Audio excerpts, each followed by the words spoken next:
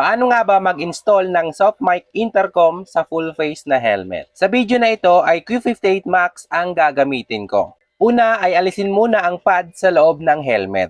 At ito ang una nating ikakabit na speaker and mic. Sa pag-install nito ay kailangan natin itong mga adhesive kasama po ito sa loob ng box sa pagbili mo. Ang kailangan natin ay itong dalawang bilog para sa speaker at isang square para sa mic. Ididikit muna natin ito para may makapitan yung speaker at mic. Kailangan din pala natin gumamit ng electrical tape or kahit na anong tape na available dyan sa inyo. Yung wire ng mic at isang side ng speaker ay pag-iisahin ko para maayos yung pagkalatag ng wire sa loob. At mahaba din kasi yung sobra niya na wire papunta sa mismong intercom. Kaya need talaga natin gamitan ng tape. Kapag nasiksik mo na yung mga wire sa gilid ng helmet, itong base naman ng mismong intercom ang isi-set up natin.